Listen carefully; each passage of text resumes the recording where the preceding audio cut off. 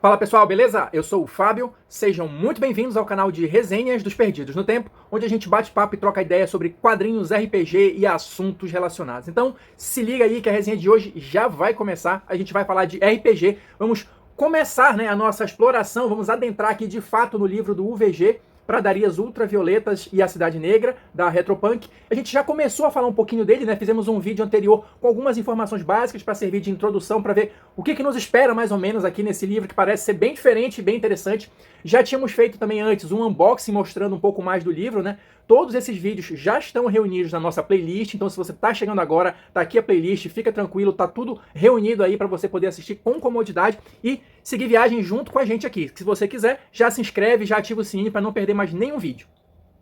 Então olha só, pessoal, para a gente começar aqui a nossa exploração do VG, eu quero só tirar uns momentinhos para explicar para vocês como é que eu pretendo organizar a coisa aqui. Quem assistiu o nosso vídeo anterior, eu comentei lá que o livro do VG, ele não é organizado da forma como os manuais padrão geralmente se apresentam, né? Assim, então ele tem uma grande parte falando das diversas regiões que você vai explorar, né? São 32 regiões disponíveis, cada uma com suas próprias minúcias, com suas próprias regrinhas e tudo mais.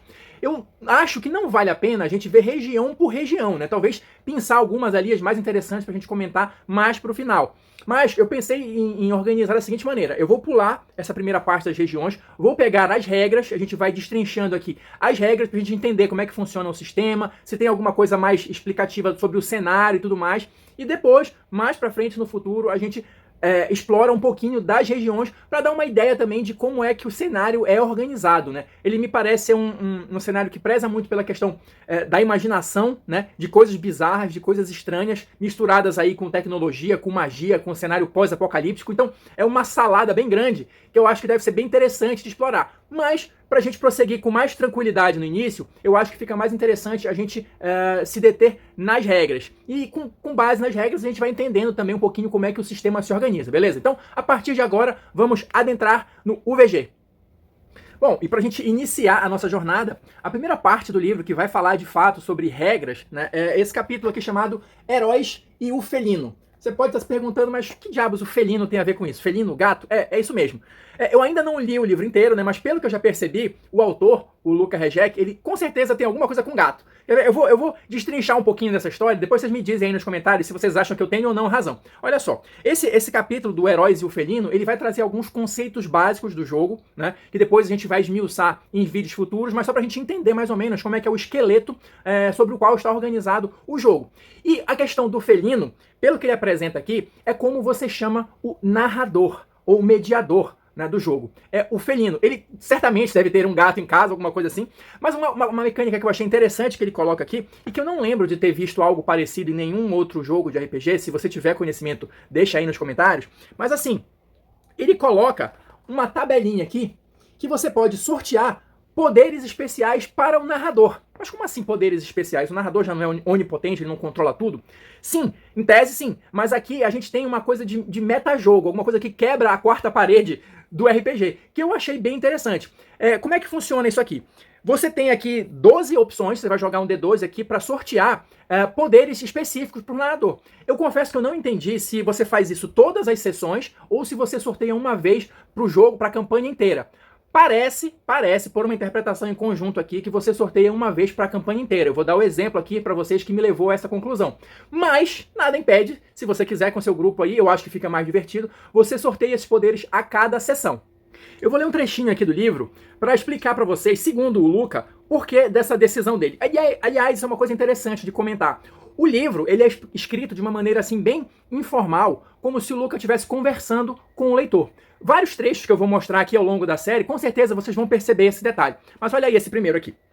Eu narro sessões de RPG e campanhas há décadas, e se você já tentou fazer isso, sabe que termos como mestre de jogo não são muito adequados. Você não é mestre coisa nenhuma, talvez um narrador ou mediador, mas mais do que isso, você é aquela pessoa da banda que organiza o evento, prepara alguns ganchos e determina o ritmo do jogo. É como o baixista do seu grupo de jogo. Você é legal, mas é melhor ainda quando faz todo mundo brincar e brilhar juntos. Ou seja, é aquela função ali do narrador, na verdade, de preparar o palco, né, e acender as luzes para os verdadeiros astros que são os personagens, que são os heróis do jogo, né? Então, é uma maneira diferente de dizer, aqui sim vários manuais falam, que você deve preparar a aventura para os jogadores, né? E não querer que a sua aventura saia exatamente como você planejou e etc e tal. Isso é uma discussão antiga no RPG, mas o Luca dá a visão dele aqui de uma forma diferente. E claro, pelo que eu já percebi da maneira como o VG é estruturado, ele dá muito espaço para aleatoriedade, então dificilmente você vai conseguir fazer uma historinha linear ali com início, meio e fim da exata maneira que você planejou. Em relação aos poderes especiais do mediador, ou do gato, ou do felino mor, olha só como é que é organizado aqui. A tabela, dependendo do seu resultado, ela vai dizer qual o título, né, pelo qual você vai ser chamado e não vai ser narrador, e qual o poder especial. Então, só um exemplo aqui. Se você tirar 1 no D12, título, servo do gato, poder especial. Se você tiver um gatinho na casa, ele é o seu chefe. Você pode usar o nome do bichinho como o seu título. E o 12, que é a possibilidade que me levou a imaginar que isso você joga só uma vez por sessão, é a seguinte. Se você tirar 12, o seu título é o felino. E o seu poder especial é 9 vezes durante a campanha, você pode dar vida extra a um personagem à sua escolha. Mas tem outras coisas aqui bem diferentes, olha só. Se você tirar 5, gato da casa, você pode dar a um herói 100 XP se o jogador ajudar a limpar a cozinha e a mesa ao fim da sessão. Ou seja, é aquilo que eu comentei. Tem várias possibilidades aqui nessa pegada de quebrar a quarta parede, né? De coisas que acontecem no mundo real influenciarem a sua atuação como mestre. Você pode dar XP, você pode dar vida extra e outras bizarrices. Então, assim, é uma coisa interessante, é uma pegada diferente que pode, né, proporcionar situações, no mínimo, engraçadas na sua mesa de jogo. Avançando aqui no capítulo, a próxima sessão que a gente vai ter é o básico do herói. Aqui, a gente vai ser apresentado alguns conceitos básicos do jogo, né, do funcionamento, da mecânica, como eu falei, do esqueleto do sistema. Então, são vários pontos aqui, vamos dar uma passada por eles, e aqueles que forem mais importantes para a gente entender, eu dou uma atenção especial. Olha só, ele começa aqui dizendo, o primeiro ponto são, os dados não são os seus mestres. Aqui eu acho que vale a pena a gente se deter um pouquinho, e eu vou ler mais um trechinho do livro para vocês. Olha lá. Em essência, o UVG é uma conversa entre jogadores que cria um mundo compartilhado. Quando o senso comum ou incomum decidir o resultado, não coloque os dados para jogo. Quando o resultado for incerto, a mediadora sugere uma possibilidade e deixa que o jogador decida fazer a rolagem ou não. Entretanto, quando os dados rolarem na mesa, eles serão o oráculo e eles determinam o resultado. Ou seja, trocando em miúdos.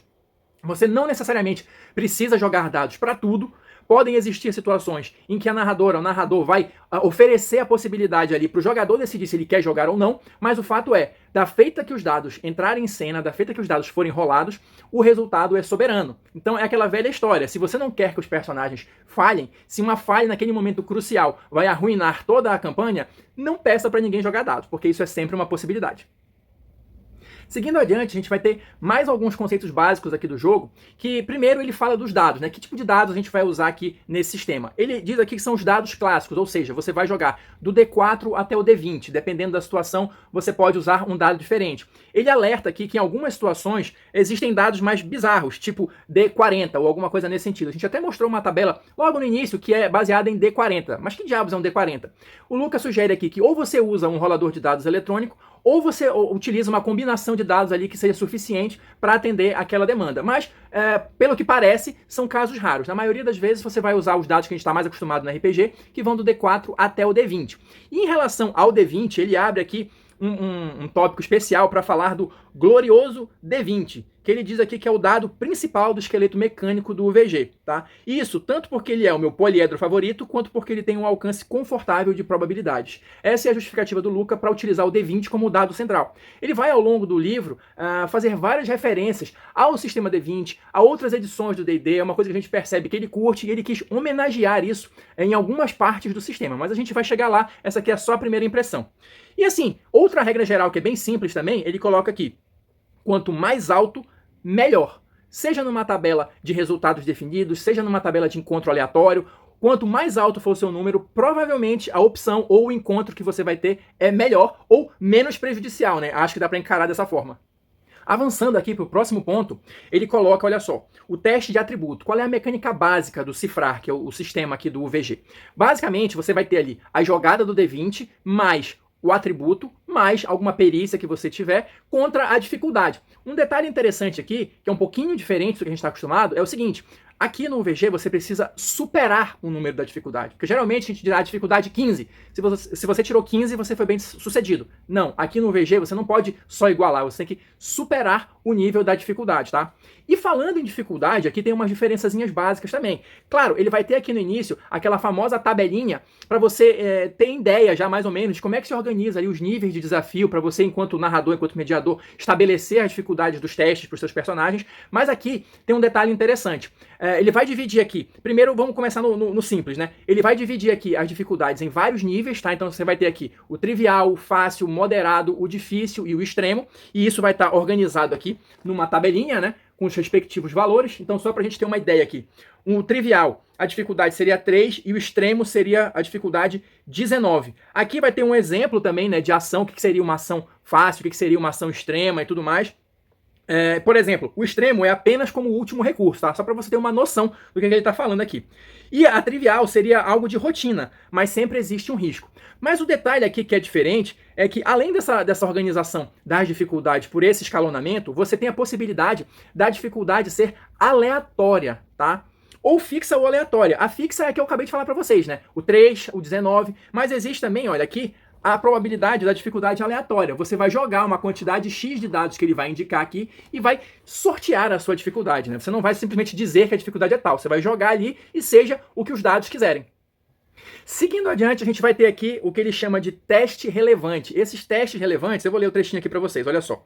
Isso quer dizer que o herói pode usar qualquer combinação de atributo e perícia que faça sentido dentro das circunstâncias. Aqui eu já prevejo aquele famoso Master Application, né, que os jogadores tentam encaixar ali tudo que é tipo de perícia e atributo nas situações mais absurdas. Mas beleza, tá valendo, tá na regra do jogo. A criatividade deve ser premiada. Criatividade que faça sentido. É sempre importante ressaltar isso. Em seguida, ele vai falar aqui dos testes super definidos, que pelo que está explicado aqui, são aquelas ocasiões em que você vai sortear algo numa tabela, né? O resultado ali já está definido e dependendo do resultado que você tiver, você vai só consultar na tabela para ver o que diabos vai acontecer com o seu personagem, com o seu grupo. Em seguida, outra regra que é também bastante simples e bastante conhecida até dos RPGistas é assim: 1 é falha e 20 é sucesso. Simples assim. Toda vez que você tira 1, automaticamente é uma falha. Toda vez que você tira 20, natural, é automaticamente um sucesso. Isso aí acho que todo mundo já está acostumado, já viu alguma vez na vida.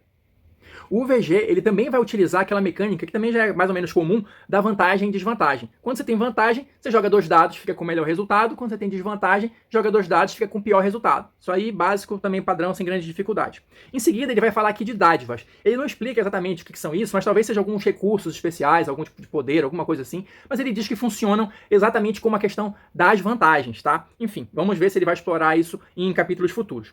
Na sequência, isso aqui é interessante também de comentar, ele fala das rolagens consecutivas. Quando você vê numa tabela um resultado separado por barra, então ele dá o exemplo aqui, 20-20, quer dizer que se você tirar um 20 natural no dado, você joga de novo. Se você tirar outro 20 na sequência, você tem um resultado raro. E ele diz aqui que tem várias possibilidades, várias combinações espalhadas ao longo do livro disso que ele chama de resultados raros. E ele coloca aqui no final, olha, aquilo que eu estava comentando para vocês, como ele conversa com a gente, como ele faz homenagens ao sistema D20 ou ao D&D de uma maneira geral. Olha só. Essa mecânica é uma maneira boba de adicionar resultados raros e lembra os idos tempos da Força 18/00. Essa aí só a galera da antiga vai lembrar, né? Força 18/00. Enfim. Aqui o VG também vai usar aquela mecânica dos dados explosivos, tá? Se você tira 6 num D6, você joga de novo. Mas ele coloca aqui que essa mecânica ela não é muito importante em termos de regras, né? Ele coloca aqui que ela tá nas regras de farrear e de artefatos estranhos. Então deve ser uma coisa mais pro lado da zoeira, né? Vamos ver quando chegarmos no momento apropriado.